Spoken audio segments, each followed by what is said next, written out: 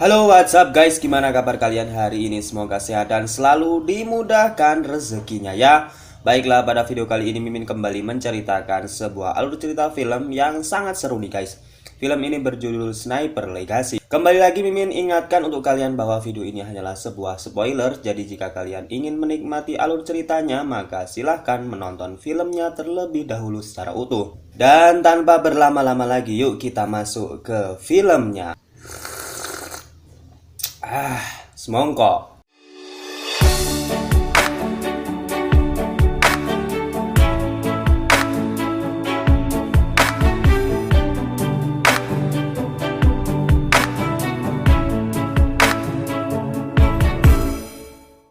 Di awal film kita diperlihatkan dengan 4 orang tentara khusus yang tidak lain dan tidak bukan adalah pasukan khusus sniper dari Satuan Marinir Amerika.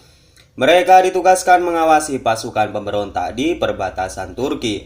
Dan tak lama setelah itu para pemberontak datang dan para warga yang akan melakukan perjalanan ke sebuah tempat. Di saat bersamaan target kelompok pemberontak pun terlihat dan sniper pun mulai membidik target tersebut. Namun sayang tembakan dari sniper meleset dan menyebabkan posisi aman mereka sekarang diketahui musuh.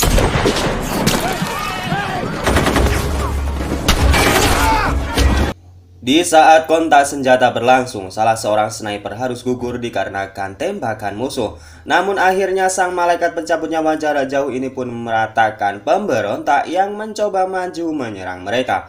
Dalam aksi tersebut sangat disayangkan target utama dalam misi ini berhasil kabur dan meloloskan diri. Setelah semua dirasa kondusif, Brandon dan sniper lainnya kembali ke markasnya.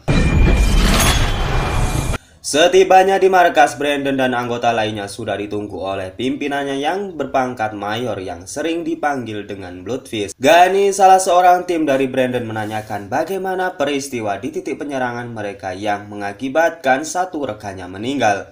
Tak lama kemudian Mayor mendatangi Brandon, namun Brandon di sini ingin mengundurkan diri dari misi selanjutnya karena ia telah mengalami banyak kehilangan timnya. Namun di sini Mayor tidak mengiyakan dan terus memotivasi Brandon dan mengatakan bahwa Brandon sudah ditakdirkan menjadi seorang sniper yang sangat handal.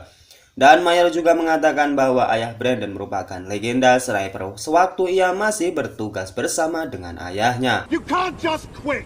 Scene kemudian berpindah, kita akan melihat bagaimana Mayor sedang bertemu dengan seorang di Santorini, Island, yang tak lain adalah atasan sang Mayor yang berpangkat sebagai kolonel. Ternyata mereka sedang membahas misi mereka yang sedang memburu seorang sniper yang berkhianat yang bernama Simpson. Simpson sendiri adalah sang sniper yang pernah bertugas bersama dengan ayah Brandon selama di Afghanistan. Alasan mereka mencari Simpson adalah karena sewaktu bertugas di Afghanistan ia melakukan bisnis kotor dan membunuh 3 rekannya waktu itu. Kolonel lantas mengingatkan kepada Mayor bahwa ayah Brandon juga merupakan target yang akan dibunuh oleh Simpson untuk menghapus jejak buruknya di Afghanistan. Di sisi lain, Kolonel menyangka bahwa ayah Brandon telah terbunuh malam kemarin oleh serangan dari Simpson. Di akhir kata, Kolonel mempercayakan misi tersebut kepada Mayor dan Mayor juga berjanji akan membunuh Simpson. Pagi harinya Mayor menemui Brandon dan mengatakan ayah Brandon telah meninggal karena serangan Simpson kemarin malam. Mayor kemudian berjanji akan membalas kematian ayahnya dan meminta Brandon untuk stay di markas karena Brandon tidak diajak dalam misi ini. Dan singkatnya Mayor kemudian menyiapkan timnya menuju markas infanteri yang akan menjadi partnernya menjalankan misi. Lalu mereka berangkat untuk segera menyergap target utama di sini. Namun tanpa sepengetahuan Mayor, Brandon yang tahu misi timnya kemudian meninggalkan markasnya untuk menyusul mereka. Setelah melakukan persiapan dan strategi yang matang, mereka kemudian membagi tugas dan telah menempatkan posisi sniper di pos-posnya masing-masing. Tidak berselang lama, kelompok pemberontak tiba di sasaran mereka. Di sisi lain, Brandon yang telah sampai di sana juga telah siap di posisinya tanpa sepengetahuan Mayor dan rekan-rekannya. Mayor terus menganalisis keadaan dan mencari target yang tak lain adalah sniper musuh yaitu Simpson. Di saat pemberontak akan melakukan transaksi, radio salah seorang tim penyerbu berbunyi dan mengakibatkan pemberontak tahu keberadaan mereka. Dan baku tembak pun tak dapat dihindarkan lagi.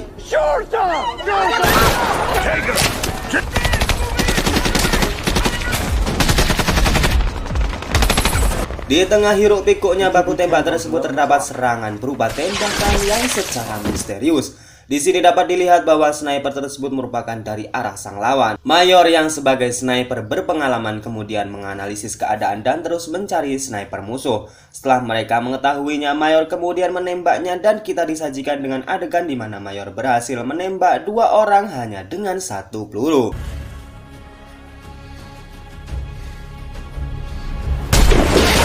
Namun di sini para tim penyerbu masih direpotkan dengan banyaknya jumlah pemberontak yang harus mereka lawan. Di saat-saat tersebutlah Brandon menembak tangki bahan bakar yang mengakibatkan meledak dan membuat para pemberontak kocar-kacir.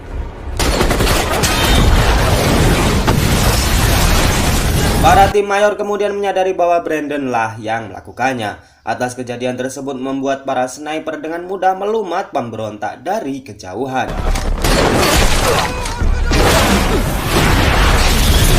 Merasa tidak ada lagi perlawanan, salah satu pimpinan tim penyerang memerintahkan untuk menyisir tempat tersebut. Namun tak disangka saat pimpinan tersebut malah tertembak oleh seorang sniper musuh yang tidak lain dan adalah Simpson sendiri. Brandon yang melihatnya kemudian membidiknya, namun sayang karena kualitas cahaya dan kelembaban udara sudah berubah, tembakan Brandon tidak mengenainya. Namun Simpson yang lebih senior dari Brandon mengancam dengan membalas tembakan Brandon yang nyaris mengenainya. Namun di sini saat Simpson hanya terfokus kepada Brandon yang mengakibatkan ia tertembak oleh sniper hantu yang tidak terwujud.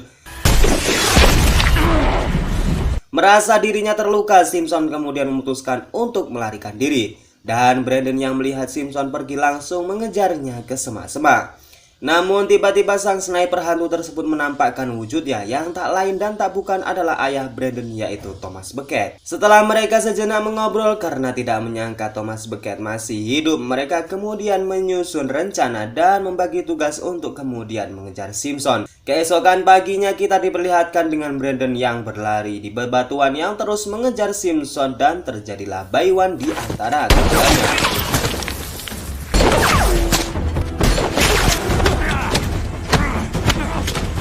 Namun sayang seribu sayang Simpson masih di atas angin dari Brandon. Simpson kemudian memukul Brandon dengan senapan miliknya sendiri hingga pingsan. Saat Brandon tersadar, ia sangat terkejut dengan kehadiran dari ayahnya yang masih hidup. Singkatnya mereka berdua kemudian menyebar untuk mencari rekan-rekannya.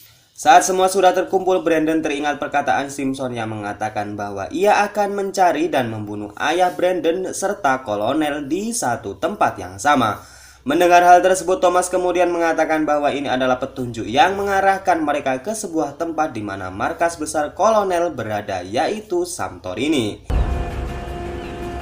Sesampainya di Santorini, para pasukan pun berpencar dan hanya ayah Brandon yang menemui kolonel. Waktu tersebut dimanfaatkan oleh Brandon dan kawan-kawan untuk mencari Simpson dan berharap bisa langsung menyergapnya. Sebelum Thomas Becket menemui kolonel, ia terlebih dahulu menelponnya. Kolonel sangat terkejut karena ia menganggap Thomas Becket telah mati dibunuh oleh Simpson. Ayah Brandon kemudian mengatakan bahwa ia akan sampai ke tempat kolonel berada. Singkatnya, Thomas Becket dan kolonel bertemu dan berbincang dengan kisah masa lalunya. Dan benar saja saat mereka sedang asik berbincang, kolonel tertembak oleh sniper misterius dan tak lain dan tak bukan adalah Simpson. Brandon dan para rekannya yang mengetahui bahwa Simpson telah menembak kolonel kemudian mencari lokasi dan titik tembak dari Simpson. Mayor yang mengetahui lokasi tembak Simpson kemudian langsung membalasnya.